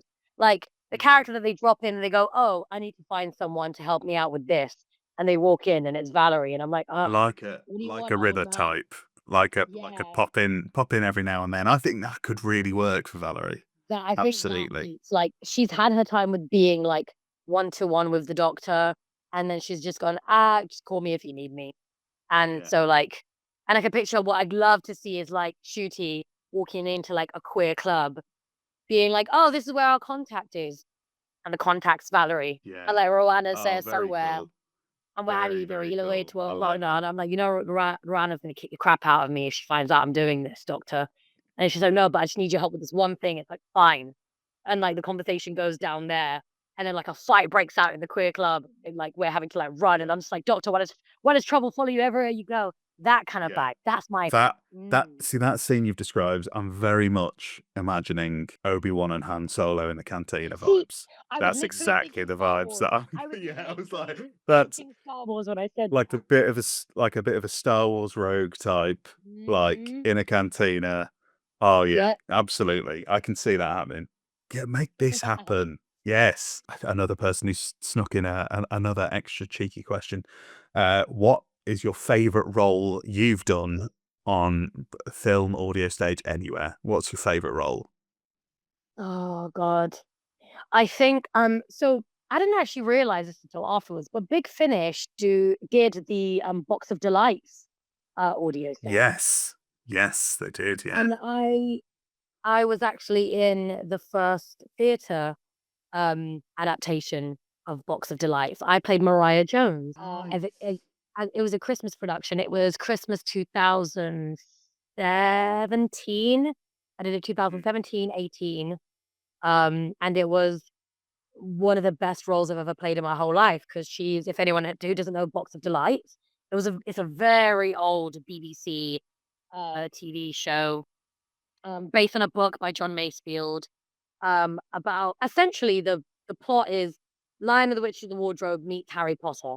Like it's where all of these writers took those ideas from about like the chosen kid, a magic box, a wizard who like grants him with the task of protecting this box, and like his friends, his sidekick. One of them's like this guy who thinks everything's a bad idea, and the girl who's really brave and really strong and loves pirates and guns and whiskey, but she's 12.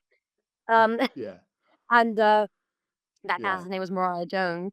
And yeah, I got to play the first ever stage adaptation version of Mariah Jones. And yeah, that was probably one of the best stage roles I've ever had. I've always been really intrigued by Box of Delights because it's one of these rare things where it's like it's obviously it's got its Doctor Who links because obviously the original BBC version that they did it stars Patrick Troughton, the second Doctor, Oh and wow! and I've always wanted to watch it, but I've never seen it. But my fiance, who is not a massive Doctor Who fan, she remembers it from when she was growing up. So I've always wanted to watch it, and I know that, funnily enough, the Patrick Troughton version is, I think, on the BBC at the minute. They've done like a reissue of it in like 4K and restored it, and I think they've put that. So it might be on iPlayer. I don't know, but I really want to watch it because I knew that they were going to air it over Christmas. But yeah, no, I'm gonna watch it. So I will keep an eye out for the character that you played and see if I can imagine them as you. If anyone could think about Valarie as a kid, it would be Mariah Jones. Yeah, Like she's angsty, she's feisty, I'm she gonna loves watch it with that in fighting, mind. she constantly carries Yeah. around like guns and swords. Yeah. Nice, love it. Sam, who I've mentioned a few times on this podcast, at Dread_Davis, obviously big boy Doctor Who YouTuber that everybody loves and a constant thorn in my side. I'm only joking. But Sam has been extra greedy and has asked 3 questions. So we'll try and quick fire through these. Okay. First one is, as you can imagine, One Piece related. You would be the absolute dream casting for Tony Chopper in Netflix's One Piece. How do you hope he's handled, and how would you approach the role? Is what Sam has said. Oh, dude, what an honor. I'd eat that up. I'd be like, oh my God, let's go. And I just would make him the most chaotic little gremlin because he is on the planet. He also has one of the saddest stories in One Piece. And that's saying something because they all have bloody tragic backstories. But I'd go back, I'd reread the entire series because I'm up to date on the manga.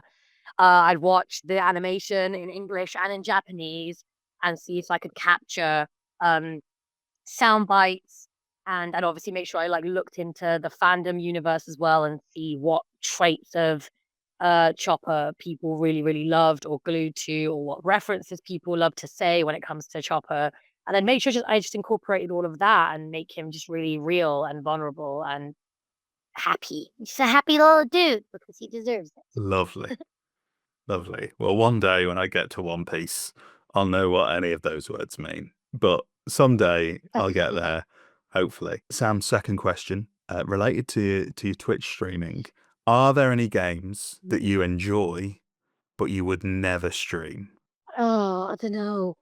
I think probably Kingdom Hearts because I love those games so much, like with every fiber of my being. But I'd want to go and like watch everything again, and I would just be so like peaked on the nostalgia. Like I don't think I'd be a very coherent streamer because I'd just be losing my mind at everything all the time, and that.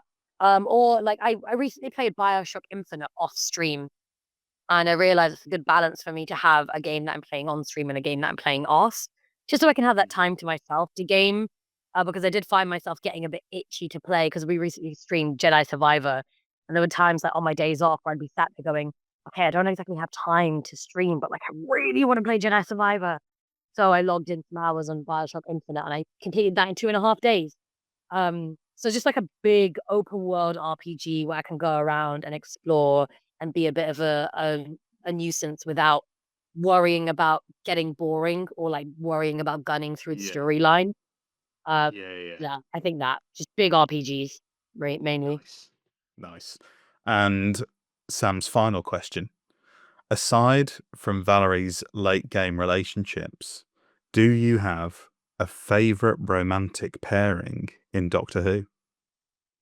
Oh, might as well throw it back to Silence in the Library. That first interaction we saw with River and the Doctor, Yeah. and that cheekiness, oh, that flirtiness. Like I was like 11 years old, not knowing what was happening, but I was like, oh, I can tell there's something going on here because that chemistry was just, oh, it was juicy. And again, just like this woman, this beautiful woman rocks up, and she's just got him on the ropes. He doesn't know which way to blink. He's like, "Oh my God, like this, she's running circles around me because she literally knows things I don't know." And she's just like, and she's powerful in that way. She has a dynamic that not a lot of people are afforded when it comes to the Doctor, where she knows things and he doesn't. And that scares him. And I love that. Yeah. I love it when it's reversed as well, because my favourite River pairing, and probably one of my favourite romantic pairings, is River and 12 in Husbands of River Oh. Song. It's one of my favourite Christmas specials, one of my favourite stories. But I love those two together because it's like we've seen sort of the flirty honeymoon period essentially with like the 11th Doctor, and now they're sort of past that, and it's like still very romantic, but like an older married couple that did all that years Yeah. ago, and now they're sort of over it, but in a way that they're just so comfortable and fit with each other that they just, you know, it's just all so natural to them, and it's all so easy, and just yes, and they bicker all the time, but in like a really affectionate way. I love that little pairing. Yeah, they're great. And I love our final question from Will, Mr. TARDIS, the one and only, at Trilby Reviews on Twitter. A great question. This is one of my favourite questions that we've had, and I think it's going to give a very good answer. If you could take any other piece of music, licensed or film, TV score, whatever, to be Valarie Lockwood's theme, which piece of music would you Ooh. choose? So you can have anything you want, really. Oh, the quest to, oh my God. I do love, and that's, sorry, I didn't even shout it out enough. The sound design for these sets are just Oh, incredible. Yeah. Like they just uplift our performances so much. They just, I can't. It's just so beautiful, and the fact that I have a theme anyway is crazy. Like Valerie Lockwood has a theme. Ah, I think I've been exposed to a lot of Star Wars lately, so I'm a bit biased. But like, I'm just obsessed with the idea of Valerie being a villain. I can't lie, I just really am. Something like the Inquisitorious theme or something, just something like kind of dark and fucked up.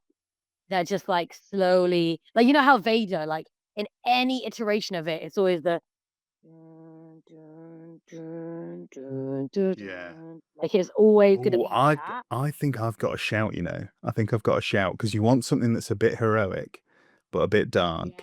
And I think this is what I mean. This would be my answer to any question like this because it's just one of my favorite pieces of music. The new Robert Pattinson Batman's theme. Oh, always like that. Dun, dun, dun, Yes. dun, dun. That could Yeah, work.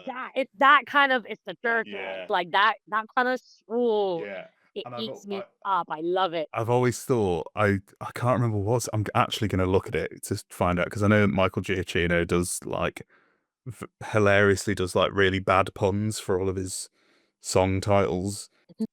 Which one is Bat in the Rafters? Bat in the Rafters Part 2 is like the best version of that. And I always think, oh my, this would be so cool with just Daleks on screen. I just want to see Daleks and that music. Hell yeah. So now what I want to see is Valarie like smashing the shit out of a load of Daleks to Bat in the Rafters. That is now firmly lodged in my brain. Very There we go. Look at that. There you go. There you go. And that was bloody Twitter. But we're stepping out of Twitter and into our final segment of the show, our final feature. And we're stepping into a lovely warm corridor that has these beautiful ornate frames adorning the walls. And in those frames are legends of Doctor Who.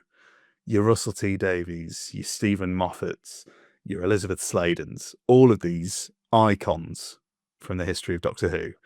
Of course, it is the Corridor of Fame. Have you ever been limited by who you were before? One day, I shall come back. Yes, I shall come back. Our lives are different to anybody else's. That's the exciting part. Sarah Jane? Do I have the right? For some people, small, beautiful events is what life is all about. In the nursery compared to us, 10 million years of absolute power. That's what it takes to make me really Every great decision creates ripples, like a huge boulder dropped in a lake. But it was a childish dream that made you a doctor. You dreamt you could no more.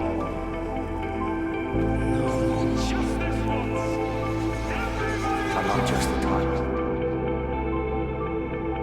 I'm the last of the title. It just disappears, doesn't it? Everything you are gone in a moment, like breath on a mirror. I do what I do because it's right! Because it's decent! And above all, it's kind! Love abides in the face of everything.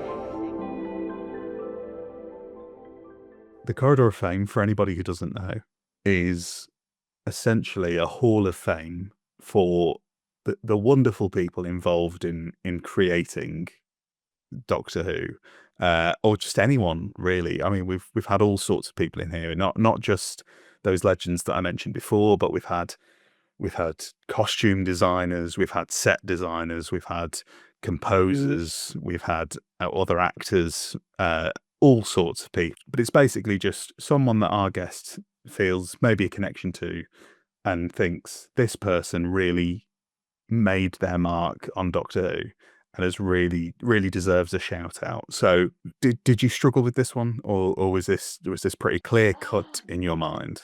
It's kind of difficult, mainly because they're two lads who are the reason I'm here, and if I could share them in a frame, we've got so many pictures together anyway, I don't think it'd be difficult.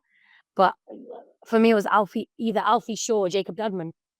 And I know that feels like a real cheap answer, but I cannot thank either of them enough. I think it's the opposite of cheap.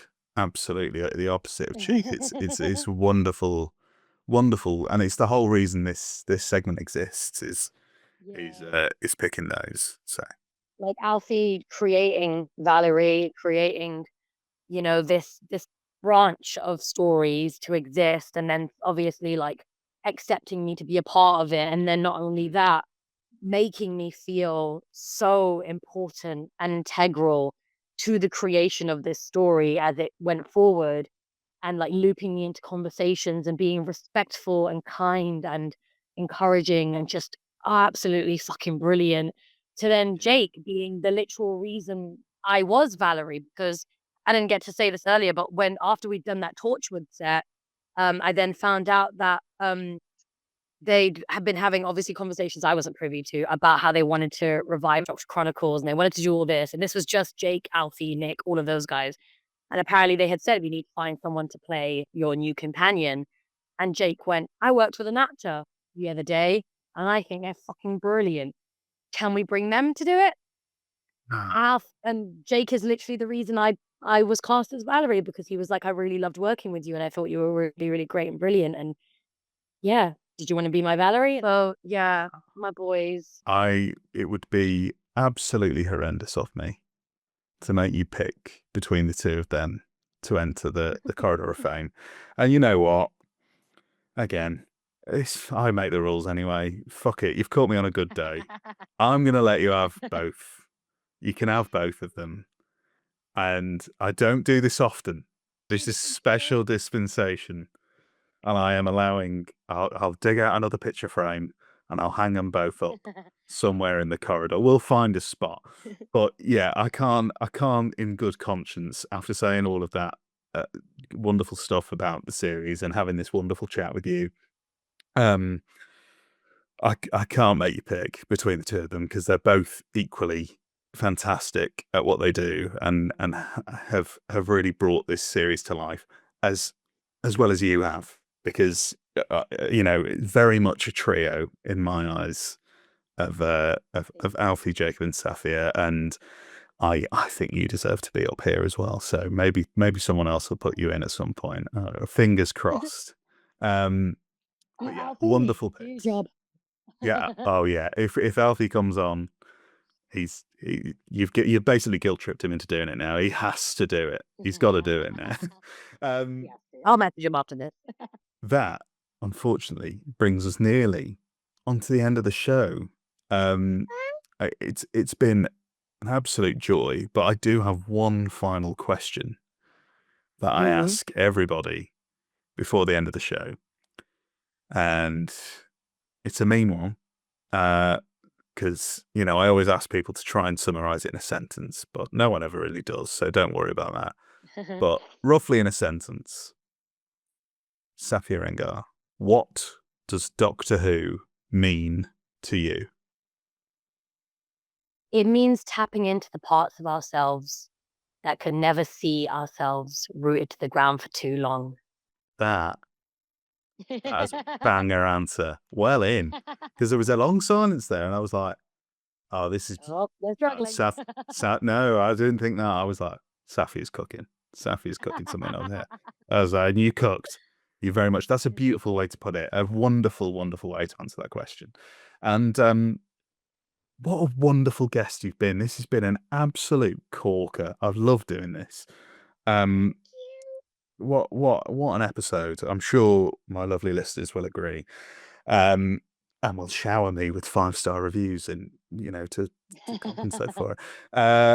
But before we go, I want to give you the platform to plug anything that you want to plug, because I know you've got a lot going on. I mean, one thing that we've not even touched on is I know you're in a film at the moment called Layla, which I am desperate to see.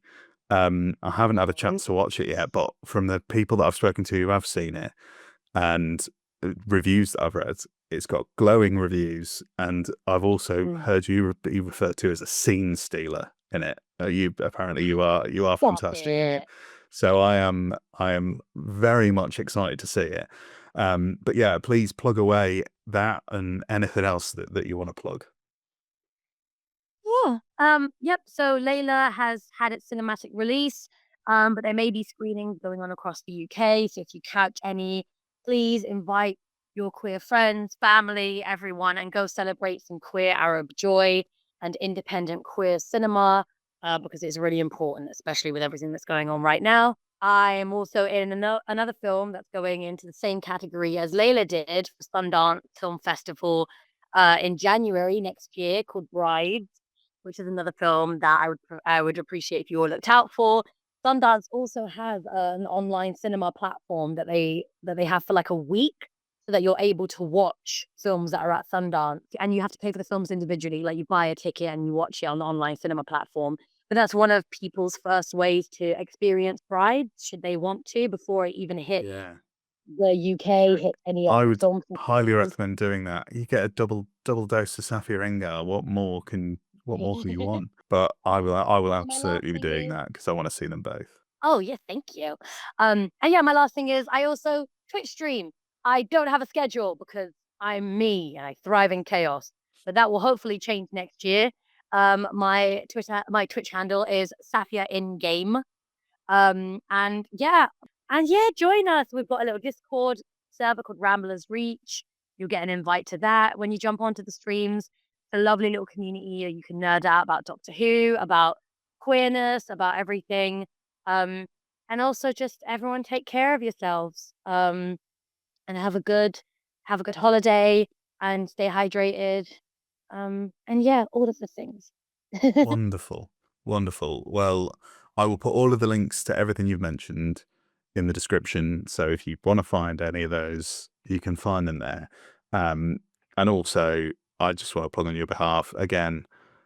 If you're listening to this episode and you haven't listened to the 11th Doctor Chronicles, you are missing out. Get on it as soon as you can, because it's just phenomenal. And yeah, it's been an absolute pleasure having you on. In terms of the podcast, I'll do my little spiel now. See if I can rattle this off. I'm still rusty, guys. I'm really trying, but this does not come as naturally as it used to. Oh, thank you. Well, you've been listening to Who Knew, a Doctor Who podcast. You can find us wherever you get your pods and on YouTube. There's no video versions at the moment, but we'll explore that in the future. I just need easier edits. Sorry, guys. But yeah, please give us a like, a share, a rating. It really, really helps us out, especially at the minute, because I'm coming back after a long break.